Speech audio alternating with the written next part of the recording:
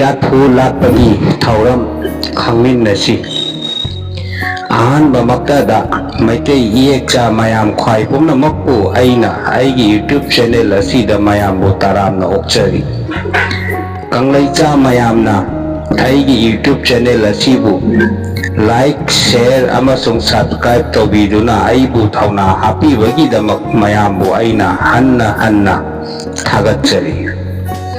ꯃꯩꯇꯩ ꯃꯆꯥ ꯀꯪꯂꯩꯆꯥ ꯃꯌꯥꯝ ꯈꯖꯤꯛꯇꯪ ꯑꯣꯏꯔꯕꯁꯨ ꯃꯇꯦꯡ ꯈꯔ ꯇꯧꯖꯕ ꯉꯝꯅꯕ ꯊꯥꯡꯖꯔꯤꯕ ꯈꯣꯡꯊꯥꯡ ꯑꯁꯤꯗ ꯃꯌꯥꯝꯁꯨ ꯁꯔꯨꯛ ꯌꯥꯕꯤꯕꯒꯤꯗꯃꯛ ꯃꯌꯥꯝꯕꯨ ꯑꯩꯅ ꯀꯪꯂꯩꯆꯥ ꯑꯃ ꯑꯣꯏꯅ ꯍꯟꯅ ꯍꯟꯅ ꯊꯥꯒꯠꯆꯔꯤ꯫ ꯉꯁꯤ ꯃꯌꯥꯝ ꯈ꯭ꯋꯥꯏ ꯄꯨꯝꯅꯃꯛꯀꯤ ꯃꯐꯝꯗ ꯑꯩꯒꯤ ꯑꯣꯖꯥ ꯒꯨꯔꯨꯁꯤꯡꯒꯤ ꯊꯧꯖꯥꯜꯗꯒꯤ ꯑꯩꯅ ꯇꯥꯟꯐꯪꯖꯔꯛꯄ, ꯍꯩꯖꯔꯛꯄ, ꯈꯪꯖꯔꯛꯄ ꯑꯔꯨꯕ ꯑꯍꯛꯄ ꯂꯥꯏꯋꯥ ꯀꯥꯡꯂꯣꯟ ꯈꯔ ꯊꯝꯖꯒꯦ꯫ ꯑꯩꯅ ꯌꯥꯝꯅ ꯈꯪꯏ ꯍꯩ ꯍꯥꯏꯕꯒꯤ ꯋꯥꯐꯝꯗꯤ ꯅꯠꯆꯗꯦ꯫ ꯑꯩꯒꯤ ꯄꯥꯟꯗꯝꯗꯤ ꯑꯩꯅ ꯑꯩꯒꯤ ꯑꯣꯖꯥ ꯒꯨꯔꯨꯁꯤꯡꯗꯒꯤ ꯐꯪꯖꯔꯛꯄ, ꯈꯪꯖꯔꯛꯄ ꯀꯌꯥꯕꯨ ꯀꯪꯂꯩꯆꯥꯁꯤꯡꯒꯤ ꯈꯖꯤꯛꯇꯪ ꯑꯣꯏꯔꯕꯁꯨ ꯃꯇꯦꯡ ꯈꯔ ꯑꯣꯏꯕ ꯌꯥꯒꯗ꯭ꯔꯥ ꯈꯟꯗꯨꯅ ꯃꯌꯥꯝꯒꯤ ꯃꯐꯝꯗ ꯊꯝꯖꯕꯅꯤ꯫ ꯑꯁꯤꯒꯨꯝꯕ ꯑꯔꯨꯕ ꯑꯍꯛꯄ ꯂꯥꯏꯋꯥ ꯀꯥꯡꯂꯣꯟꯁꯤꯡ ꯑꯁꯤ ꯁꯤꯖꯤꯟꯅꯕꯗ ꯍꯦꯛꯇ ꯇꯔꯥꯏ ꯇꯧꯕꯤꯒꯅꯨ꯫ ꯀꯅꯥꯒꯨꯝꯕ ꯃꯤꯑꯣꯏ ꯈꯔꯅ ꯀꯂꯛ ꯃꯤꯍꯧ ꯆꯥꯎꯕ ꯇꯥꯏꯄꯪꯒꯤ ꯃꯤꯅꯝ ꯂꯥꯡꯗ ꯊꯨꯗꯨꯅ ꯏꯄꯥ ꯏꯄꯨ ꯑꯍꯜ ꯂꯃꯟ, ꯑꯣꯖꯥ ꯂꯥꯏ ꯒꯨꯔꯨꯁꯤꯡꯅ ꯑꯁꯨꯛ ꯂꯨꯅ ꯁꯦꯡꯅ ꯊꯝꯕꯤꯔꯝꯂꯕ ꯂꯥꯏꯋꯥ ꯇꯤꯟꯋꯥ ꯀꯌꯥ ꯑꯁꯤ ꯌꯥꯝꯅ ꯇꯔꯥꯏꯅ ꯁꯦꯟꯗꯥꯟ ꯂꯝꯕꯤꯗ ꯃꯟꯇꯤꯛꯅꯗꯨꯅ ꯁꯤꯖꯤꯟꯅꯕ ꯊꯦꯡꯅꯖꯩ꯫ ꯌꯥꯔꯒꯗꯤ ꯑꯁꯤꯒꯨꯝꯕ ꯊꯧꯑꯣꯡ ꯊꯧꯗꯥ ꯀꯌꯥ ꯑꯁꯤ ꯇꯧꯕꯤꯗꯕꯅ ꯌꯥꯏꯐꯕ ꯑꯣꯏꯒꯅꯤ ꯑꯗꯣꯝꯒꯤ꯫ ꯇꯥꯏꯄꯪ ꯃꯄꯨ ꯃꯍꯥꯛꯀꯤ ꯃꯐꯝꯗ ꯂꯪꯖꯕꯒꯤ ꯃꯁꯛ ꯑꯣꯏꯔꯛꯂꯕꯗ ꯅꯣꯡꯃꯗꯤ ꯁꯣꯏꯗꯅ ꯃꯄꯨ ꯃꯍꯥꯛꯀꯤ ꯃꯤꯆꯩ ꯃꯥꯌꯣꯛꯅꯔꯛꯀꯅꯤ꯫ ꯑꯁꯤꯅ ꯇꯨꯡꯒꯤ ꯄꯨꯟꯁꯤꯗ ꯌꯥꯝꯅ ꯑꯀꯥꯏꯕ, ꯑꯁꯣꯛꯄ ꯂꯥꯛꯄ ꯌꯥꯕꯒꯤ ꯑꯀꯤꯕ ꯂꯩꯒꯅꯤ꯫ ꯑꯩꯅ ꯊꯝꯖꯕ ꯋꯥꯍꯩ ꯋꯥꯇꯥ kaya asida soikiba, lankiba, hayoidaba haidokkiba, haigedabana hayaudabana chingba soikiba, lankiba, wahei karal chatkiba kaya yaurabasu mayamna maitai macha yekcha amani khallaga ngakpiyu haina hanna mayam gi wafamda aina khurumjari.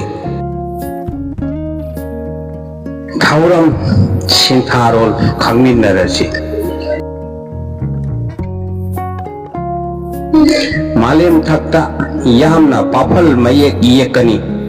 Laikin kon pafal nahal khoyum singna malem laisemduna sakiba adugi mawong lauduna malem chichek mari paring laptuna sagani. Yekliba pafal adugi mayaida thambal laina saduna mana nipal yektuna sariba asik nahal no malem laisem ngaida haigi ningsana sanagi thambal tangbal saraga tarang thakta laiki adugi thambal adu sabani maduda phau hapagi mawongna malem asi saba matamda kangtha khidanaba kangpik kangjau kangkup sikhiye adubu phau aduna mawong lauraga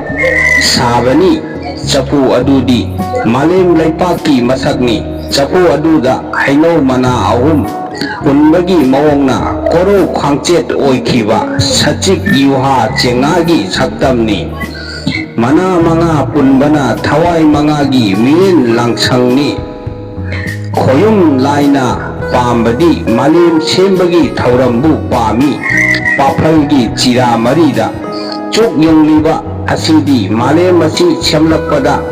kaidanaba haiduna khoyum mari makna chuk oina ngakhi madugi sakam lauduna chira marida yongliba chukne chuk asigi mamingbu aikoina chukchi wa kawi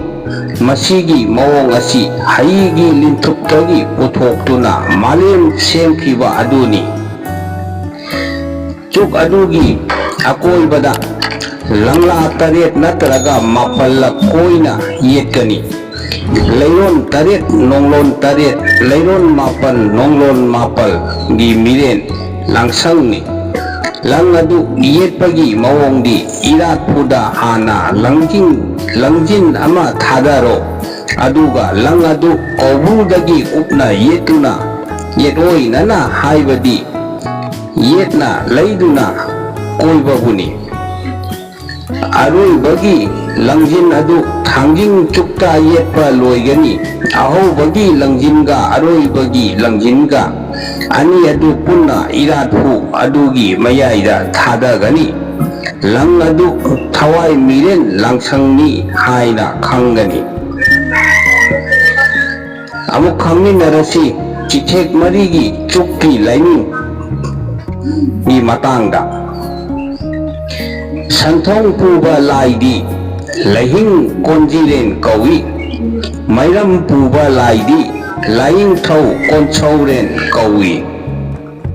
ꯑꯍꯨꯝꯁꯨꯕꯗ ꯆꯤꯡꯈꯩ ꯄꯨꯕ ꯂꯥꯏꯗꯤ ꯈꯣꯌꯨꯝ ꯂꯥꯡꯕꯨꯝ ꯑꯄꯨꯝꯕ ꯀꯧꯏ꯫ ꯃꯔꯤꯁꯨꯕ ꯂꯥꯏꯗꯤ ꯀꯧꯕ꯭ꯔꯨ ꯄꯨꯕ ꯂꯥꯏꯗꯤ ꯈꯣꯌꯨꯝ ꯑꯆꯤꯕ ꯍꯥꯏꯅ ꯑꯁꯨꯝ ꯀꯧꯏ꯫ ꯂꯩꯐꯨ ꯑꯗꯨꯒꯤ ꯃꯅꯨꯡꯗ ꯀ꯭ꯋꯥ ꯑꯃ, ꯄꯥꯅꯥ ꯑꯃ, ꯂꯐꯣꯏ ꯑꯃ ꯍꯥꯞꯀꯅꯤ, ꯑꯗꯨꯅ ꯃꯥꯂꯦꯝ ꯅꯣꯡꯂꯨꯝꯅꯤ꯫ ꯍꯩ ꯍꯌꯥ ꯑꯅꯤꯃꯛꯄꯨ ꯅꯤꯡꯅ ꯂꯥꯏꯅꯦ ꯃꯤꯉꯣꯟꯗ ꯄꯤꯖꯍꯩꯗꯦ꯫ ꯏꯔꯥꯠꯄꯨꯗ ꯏꯁꯤꯡ 8ꯂꯛ ꯍꯩꯒꯅꯤ, ꯃꯗꯨꯗꯤ ꯇꯦꯡꯄꯥꯟꯕ ꯃꯄꯨꯒꯤ ꯎꯟꯀꯣꯏꯅꯨꯡꯗ ꯍꯩꯅ ꯂꯥꯎꯅ ꯉꯪꯕꯗ ꯈꯌꯥꯠꯇꯒꯤ ꯀꯣꯡꯒꯣꯜ ꯑꯣꯏꯅ ꯇꯥꯔꯛꯏ꯫ ꯌꯦꯡ ꯂꯥꯎꯕꯗ ꯂꯥꯏꯖ ꯑꯣꯏꯅ ꯃꯥꯂꯦꯝꯗ ꯏꯔꯝ 8 ꯂꯩꯈꯤ꯫ ꯂꯥꯏꯖ ꯏꯀꯧꯔꯣꯟ ꯇꯝꯕꯅꯤ꯫ ꯃꯊꯛꯀꯤ ꯊꯧꯔꯝꯁꯤꯡ ꯑꯁꯤꯕꯨ ꯀꯣ ꯍꯪꯀ ꯆꯛ ꯂꯣꯏꯔꯛꯄ, ꯊꯣꯏ ꯍꯪꯀ ꯆꯛ ꯍꯧꯔꯛꯄ ꯃꯇꯝꯗ ꯀꯪꯂꯥ ꯁꯪꯀꯨꯞꯂꯩ ꯃꯈꯣꯡꯗ ꯑꯇꯤꯌꯥꯅ ꯃꯄꯥꯔꯤ ꯑꯁꯤꯕ ꯀꯣꯟꯖꯤꯟꯇꯤꯡ ꯃꯄꯥꯔꯤ ꯑꯅꯤꯃꯛꯇ ꯅꯍꯥꯡꯅꯣꯡ ꯀ ꯍꯪꯀ ꯆꯛꯇ ꯃꯄꯨ ꯃꯥꯒꯤ ꯊꯃꯣꯏꯅꯨꯡꯗꯒꯤ ꯆꯤꯡꯊꯣꯛꯈꯤꯕ ꯂꯣꯏꯌꯤꯟ ꯁꯤꯜꯂꯣꯟ ꯄꯨꯝꯅꯃꯛꯄꯨ ꯇꯥꯏꯄꯪꯒꯤ ꯂꯥꯟꯅ ꯂꯝꯗꯥꯡ ꯑꯣꯏꯅꯧ ꯍꯥꯏꯅ ꯇꯥꯛꯄꯤ ꯇꯝꯕꯤꯔꯝꯃꯤ꯫ ꯑꯁꯨꯝꯅ ꯉꯁꯤ ꯐꯥꯎꯕꯗ ꯊꯧꯅꯤꯔꯣꯜ ꯀꯌꯥ ꯑꯁꯤ ꯊꯧꯅꯤꯔꯣꯜ ꯈꯨꯗꯤꯡꯃꯛ ꯀꯥꯏꯗꯅ ꯆꯠꯅꯔꯛꯂꯤ꯫ ꯑꯃꯨꯛ ꯈꯪꯃꯤꯟꯅꯔꯁꯤ ꯏꯔꯥꯠꯄꯨ ꯂꯥꯠꯄꯒꯤ ꯄꯣꯠꯂꯝ ꯁꯤꯜꯂꯝꯒꯤ ꯃꯇꯥꯡꯗ꯫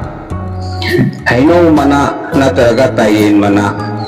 ꯑꯣꯏꯔꯕꯁꯨ ꯑꯍꯨꯝꯇꯪ ꯄꯌꯥ ꯑꯃꯗ ꯄꯔꯦꯡ ꯂꯦꯡꯂꯒ ꯆꯐꯨ ꯑꯗꯨꯒꯤ ꯃꯉꯛꯇ ꯄꯨꯟꯁꯤꯟꯒꯅꯤ꯫ ꯃꯗꯨꯗ ꯀ꯭ꯋꯥ ꯃꯇꯣꯟ ꯊꯣꯛꯄ ꯑꯃ, ꯄꯥꯅꯥ ꯑꯃ, ꯂꯐꯣꯏ ꯑꯃ, ꯐꯧ ꯇꯥꯡꯒ ꯑꯃ, ꯆꯨꯛꯆꯤ ꯃꯔꯤꯒꯤ ꯆꯨꯛꯆꯤꯋꯥ ꯃꯔꯤ, ꯌꯥꯝ, ꯁꯅꯥ, ꯂꯨꯄꯥ, ꯑꯀꯠꯁꯦꯜ ꯍꯥꯏꯕꯗꯤ ꯗꯈꯤꯅꯥ 2, ꯂꯥꯏꯐꯤ 2, ꯂꯪ ꯑꯍꯤꯡꯕ, ꯂꯩ, ꯍꯩꯔꯨꯛ ꯇꯥꯡꯒ 2, ꯄꯥꯅꯥ ꯇꯥꯡꯒ 2, ꯃꯦꯀ꯭ꯔꯨꯛ ꯊꯥꯈꯟ ꯑꯃ, ꯇꯥꯏꯔꯦꯜ ꯄꯨꯡꯐꯥꯏ ꯑꯁꯤꯅꯆꯤꯡꯕ ꯀꯌꯥ ꯑꯁꯤꯅ ꯁꯤꯃꯔꯤ ꯎꯃꯪꯂꯦꯟ ꯁꯦꯝꯗꯨꯅ ꯏꯔꯥꯠꯄꯨ ꯂꯥꯠꯄꯒꯤ ꯊꯧꯔꯝ ꯑꯁꯤ ꯄꯥꯡꯊꯣꯛꯀꯅꯤ꯫ ꯅꯤꯡꯁꯤꯡꯒꯗꯕ ꯑꯃꯅ ꯏꯔꯥꯠꯄꯨ ꯂꯥꯠꯄꯒꯤ ꯆꯨꯛꯆꯤ ꯋꯥ ꯃꯔꯤ ꯌꯨꯡꯕꯗ ꯋꯥ ꯑꯗꯨ ꯃꯃꯩ ꯃꯀꯣꯛ ꯑꯣꯟꯊꯣꯛꯄ ꯌꯥꯗꯦ, ꯑꯣꯟꯊꯣꯛꯍꯩꯗꯦ꯫ ꯋꯥꯒꯤ ꯃꯇꯥꯡ ꯃꯀꯣꯛꯂꯣꯝ ꯊꯪꯕ ꯑꯗꯨ ꯃꯥꯂꯦꯝꯗ ꯌꯨꯡꯒꯅꯤ, ꯃꯇꯣꯟꯂꯣꯝ ꯊꯪꯕꯅ ꯀꯣꯔꯧ ꯄꯥꯡꯒꯅꯤ꯫ ꯋꯥ ꯄꯥꯝꯕꯤꯅ ꯃꯥꯂꯦꯝꯗ ꯍꯧꯖꯕꯒꯤ ꯐꯤꯚꯝꯗꯒꯤ ꯊꯨꯒꯥꯏꯗꯨꯅ ꯑꯩꯈꯣꯏꯅ ꯇꯥꯅꯤꯡ ꯇꯃꯥꯡ ꯑꯣꯟꯊꯣꯛꯇꯨꯅ ꯊꯧꯔꯝꯁꯤꯡꯗ ꯁꯤꯖꯤꯟꯅꯔꯕꯗꯤ ꯅꯥꯃꯨꯡꯉꯤ꯫ ꯆꯨꯛꯆꯤ ꯋꯥꯒꯤ ꯃꯇꯣꯟꯗ ꯍꯩꯅꯧ ꯃꯅꯥ ꯌꯦꯠꯄꯗꯁꯨ ꯎꯞꯅ ꯊꯦꯠꯆꯤꯟꯅꯔꯒ ꯃꯄꯥꯟꯗꯅ ꯂꯣꯡꯅ ꯎꯍꯟꯒꯅꯤ꯫ ꯍꯩꯀꯠ ꯂꯩꯀꯠꯀꯤ ꯃꯇꯥꯡꯗꯁꯨ ꯑꯃꯨꯛ ꯈꯪꯃꯤꯟꯅꯔꯁꯤ ꯃꯌꯥꯝ꯫ ꯇꯥꯏꯄꯪ ꯄꯥꯟꯕꯒꯤ ꯃꯄꯨ ꯆꯤꯉꯨ ꯌꯥꯏꯕꯤꯔꯦꯟ ꯁꯤꯗꯕ ꯁꯤꯗꯕꯤ 2ꯗ ꯃꯤꯑꯣꯏꯕ ꯑꯩꯈꯣꯏꯅ ꯍꯩ ꯑꯃꯇꯪ lay amatang katsage haiduna haisem leisemduna madugi damakta haitha leitha amasung la thabagi mawongching makhagi asumna tawgani la adu longna thaduna semlaga mapuda nolukna katsagani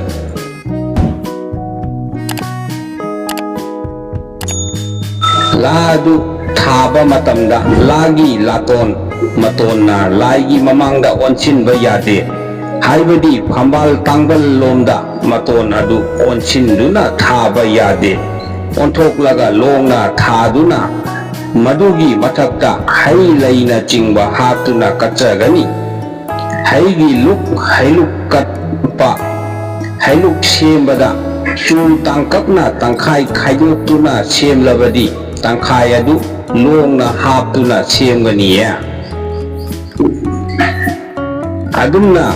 tangkhai khaiba pot khudingmak longna haptuna semgani laining thau lairembi anigi masak taktuna katpa haitha leithadadi longna thaba la asina lairembini aduga upna thaba haitha leithana laining thauni haina khangbigani mayamna phambalda hai kwa katpagi matangdasu phambalgi mayon yet thangbaromda hai katkani oirom thangbadana kwa katkani laigi yeta mekruk laigi oida thaumai katkani achen pot semba matamdasu lapoi lapang chang thokpa hapada lairembi gidi longna hapkani laining thogina upna hapkani asigumba manglam chatki chatna pathap asi yengduna chatkadabani ipa ipugi liklam kaifade liklam asi kairabadi namung ni phatte haiba khango asigumba ipa ipu ahal lamal oja lai guru singna hairamba takbiramba thambiramba thauram haitha leitha haikat leikat silam chintha kaya asida akaiba toina lagliba asini phatriba hairiba abojik matamgi chanabida aikoina khoyum laibu ira thauni laining changlakpa matamda aikoigi yeta changani laigidi oini laigi oidi imarel sidabini imarel sidabina taipang aikoibu lamjing hinau sabiduna taipang mapubu takpigani imarel na taktanadi mapugi matik mayaibu aikoina khangba ngamba itik oide ngamde asigumba nunglongi oiba hiram aruba kayasi laibana bangna panba taipang cha oibanina taipang mapu mahaki matik mayaibu aikoina khangba ngambagi karisu matik oidiya maram asi laibana aikoina sidabi imarelda hana changjagadabani imarelna takpiraga taipang oiba aikoina mapu mahaki sakam mapu mahaki matik mayai kayabu khangba tanpangganiya khangba ngamganiya amuk khaminarasi irathu lakpagi matangda atai makha chatharasi ahanbada ising khara irik kanganna kallaga khutta haiduna khutsa sendokani aduga nahai tairel pungpai paiduna luren thakta taret lak nataraga mapal lak thekani amuk khangminarasi phida sengnaba mingkhairot he chingu khoyum laining thau malem taipang panbagi mapuo malem bupubiriba malem ima lemrel chingu sidababu puribi imagi tampakta phambal phak tharaga thamoi layum sengna khoyum laigi ira thaunijage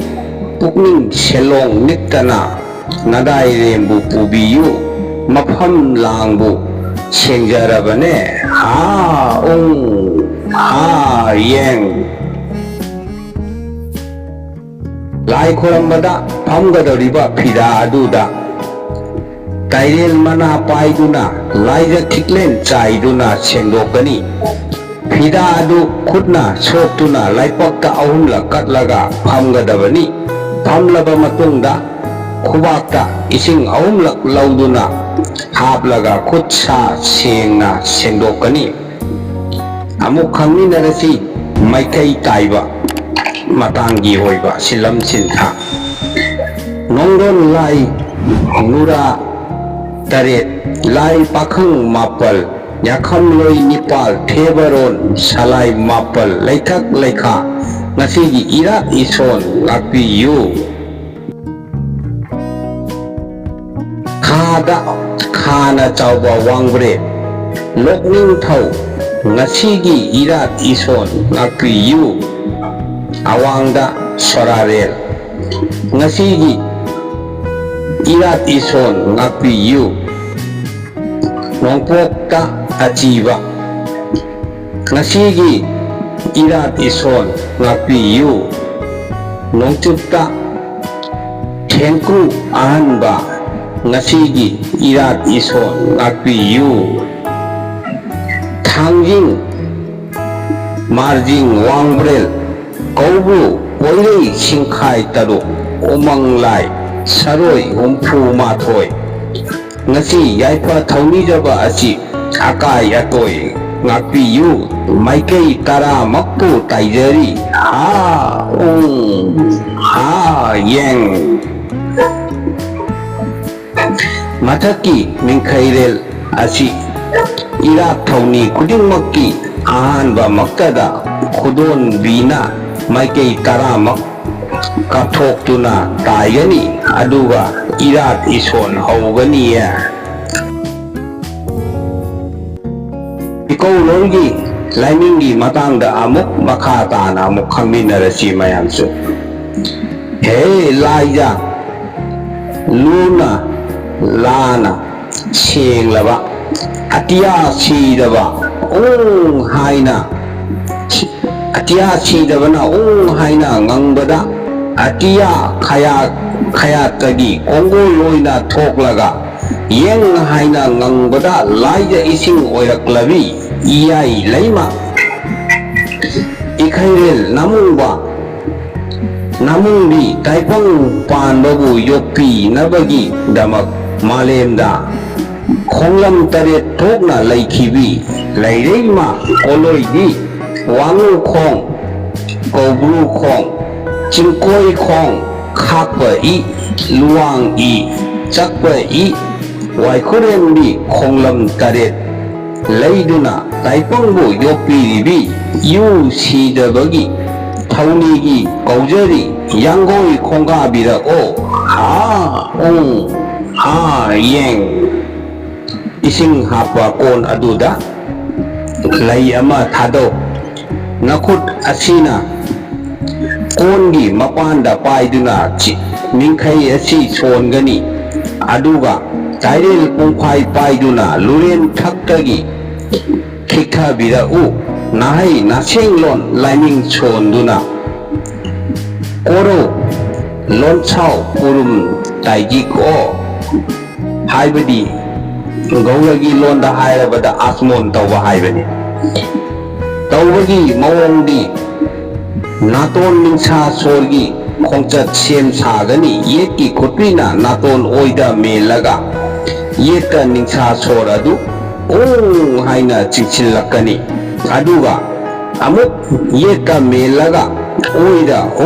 haina thadokani madugi matungda amuk yet londa haya haina chinglaga oida haina thadokani oida ro so chingchingani asumna ahumlak tawgani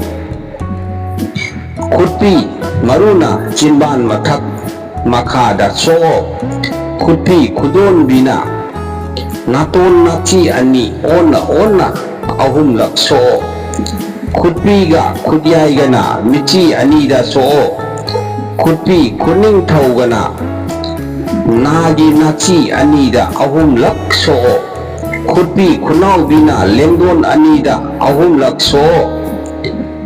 khutpiga khunaubigana khoidau so'o thajin thambal so'o lawaida so'o asumna tauraga aigi isa asi maigi panna koirabani haiduna yetki khubudagi hauduna khubakta ising khara haptuna yetoi nana koisingani amuksu khubakta ising khara haplaga luren thakta chaikhatkani asumna tauraga thamoi layumda irak thaunigadaba simu laibu yengduna paring pukning chetna laksingani hai laina chingba khudingmak kairel pungkhaina sengdok haidou na hai na senglol son duna ngasigi oinadi ai video asi matang asida loisinjarage